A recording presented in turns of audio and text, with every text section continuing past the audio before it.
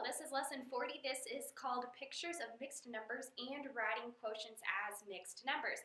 Now, we've learned in a previous lesson that mixed numbers means that you have a mix between a whole number and a fraction. So again, a mixed number is a mix between a whole number and a fraction. So if we're going to start with example 1, we have use a mixed number to name the number of shaded circles here. So we have one whole circle here, and then we have another circle that's split into half. So this is the most common one that a lot of you probably know is a mixed number as 1 and a half. So this is how I would name the shaded portion of the circle. I have my whole number, my whole circle, and then I have the fraction as well represented. Now example 2, we have Peter, Edmund, and Lucy will equally share 7 chicken pot pies. So it's just like the characters in the Chronicles of Narnia. Peter, Edmund, and Lucy will equally share 7 chicken pot pies. I'm going to go ahead and underline this for you because we need to know this. How many chicken pot pies are there for each person? So we have 3 people that are sharing 7 chicken pot pies. Will they all get an equal amount of whole chicken pot pies? The answer would be no. So this is a division problem. Hence writing our quotients, quotient being an answer to a division problem as a mixed number, meaning we're going to have a fraction as a remainder. So I'm going to start out using this strategy first. So I'm going to do 2 different ways of showing you how to solve this, especially for those of us that are visual learners and those of us that need to be able to see what's going on.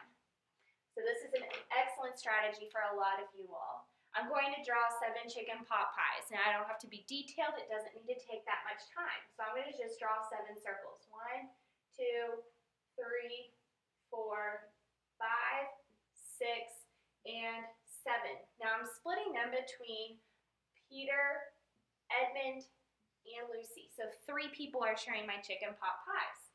So all I'm going to do now is I'm going to say 1 for Peter, 1 for Edmund, 1 for Lucy, another 1 for Peter, another 1 for Edmund, and another 1 for Lucy. Now I have to stop because there's only 1 chicken pot pie left. And in this case, we're not going to leave it as 2 chicken pot pies, remainder 1, because our chicken pot pie will go bad and that's not okay. Love chicken pot pies. It needs to be split up evenly between our 3 people, unless you're just giving it to me, of course. So we have Peter, Edmund, and Lucy are each getting 2 chicken pot pies. So that's part of our answer. Edmund gets 2, Lucy gets 2, and Peter gets 2 chicken pot pies.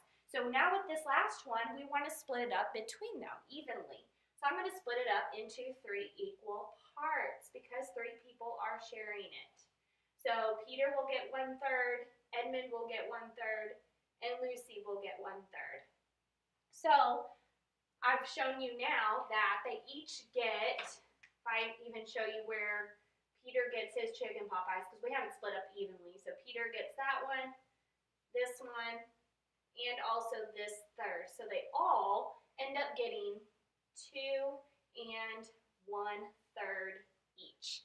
Now the way that I would solve that mathematically would be, let's see, we'll use red since we don't have red up here. I can solve it off to the side here. I will solve it as 7 chicken pot pies divided by our 3 people. I know 3 goes into 7 2 whole times. I subtract 6, and my remainder is 1.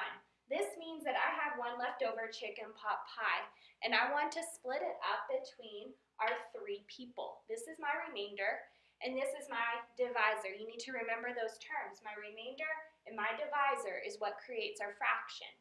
Our 1 whole chicken pot pie split between 3 equal people means that they're going to get 1 of those parts out of 3 slices altogether. So my answer again is 2 and 1/3, just like I have down here. So I drew my picture. For those of us that like to use visuals, when you have mixed numbers and fractions, pictures are always helpful to use. And then I also solved it out mathematically for those of you that can remember that to create our fraction, we use our remainder and we use our divisor. Remainder on top, divisor on the bottom in order to create the fraction. Now for the practice set, what I want you to do on your own is I want you to write these pictures as mixed numbers. So for part A, I want you to write what this represents as a mixed number. And for letter B, I want you to write what this represents as a mixed number as well. And then we'll go over your answers and we'll do some more of the practice set problems together in class. Thank you very much.